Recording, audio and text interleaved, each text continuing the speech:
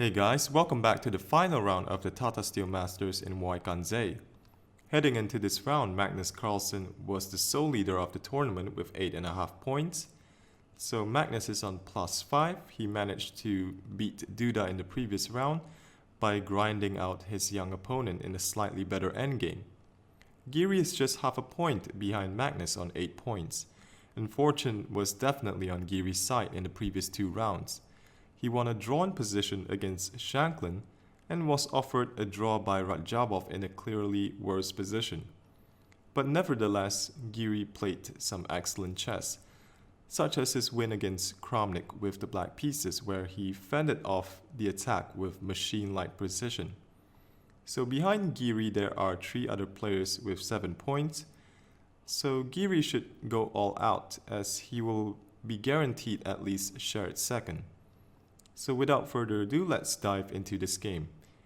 Giri had white against Carlsen. He opened with e4. Carlsen responded with c5. This has been his main reply so far against 1 e4 in Muay. Knight f3, knight c6, we have d4, c takes, knight takes d4, knight f6, knight c3, and e5. Going for the Pelican Sicilian. So Magnus probably still has many fresh ideas in this opening, coming from his World Championship preparation. Giri played knight d to b5, d6. So Giri plays bishop g5 in this position, going for one of the main lines. a6 from Magnus, knight a3, b5, knight d5, occupying the nice central square as black was also threatening b4. Bishop to e7 with bishop takes f6, bishop takes f6, c3, creating a square for the knight on c2, bishop g5 to free up this f5 break in the future. And also black tries to keep the 2 bishops. Knight c2 from Giri, we have rook to b8. This gives black the option of playing on the queen side with a5 and b4. This also discourages this knight from rerouting to the e3 square to reinforce the d5 knight. So in this position, bishop e2, black castle, Giri castle as well. We have king to h8, prepping a possible f5 in the future and also waiting to see how Giri responds.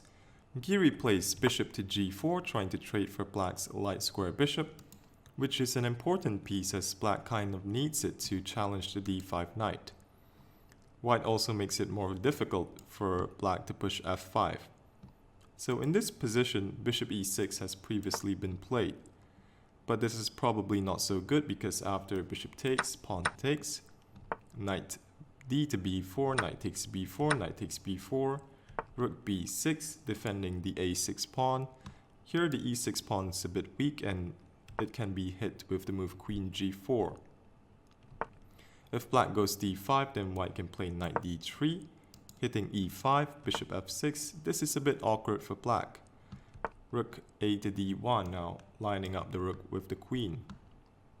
So after bishop g4, Carlsen played bishop to b7.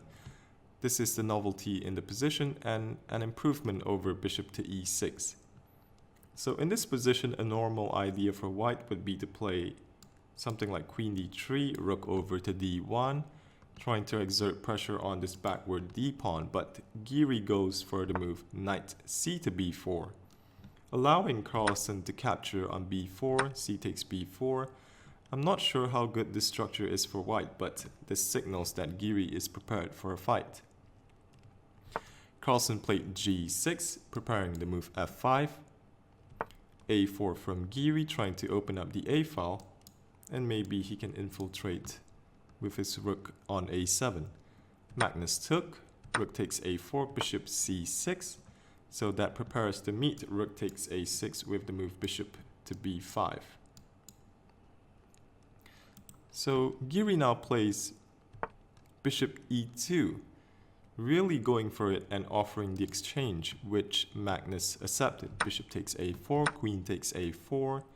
So Giri is probably hoping to take on a6 with his bishop, maybe play b5, where white would definitely have some compensation. So the computer recommends the move a5 in this position. But this isn't so clear after white goes b5. So taking with queen takes a5 is going to be good for black. Here rook takes b2, and white has some issues with the light square bishop. Bishop d3, rook d2, bishop is chased around, and if bishop c4, then rook to d4 wins the pawn on e4. So after a5, white goes b5, making things a bit unclear. Another move which white can play is b takes a5. This isn't so clear as well. If rook takes b2, bishop d3, queen b8, with the idea of trying to simplify the position with queen to b3, but after knight b6, it's not so clear how black should proceed. So here, the other variation with b5, if queen c8, with the idea that if queen takes a5, queen c2, where black would get lots of play, looking at bishop, pawn on e4 and pawn on b2.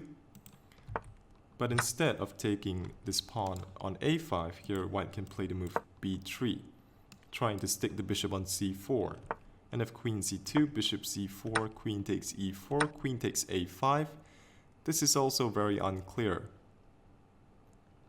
So in this position, after queen takes a4, Magnus played f5. So that was taken, rook takes f5. So Giri could have probably just taken the pawn with bishop takes a6. But maybe he didn't like bishop e2, and black's next move is going to be probably pawn to e4, attacking the knight, and then attempting to win the b4 pawn. So Giri first played the move bishop to d3, kicking the rook back. And then Giri played queen takes a6, which is a bit surprising because bishop takes a6 seems more natural. Maybe Giri was hoping to get this defensive setup with the bishop on c4, pawns on b3 and b5. If he would have captured with the bishop, black might be able to provoke white into playing b5, and then the bishop wouldn't have much scope. That's just my guess in this position. So after queen takes a6, Magnus played bishop to d2, attacking the b4 pawn. If white goes b5, Magnus probably had bishop a5 in mind.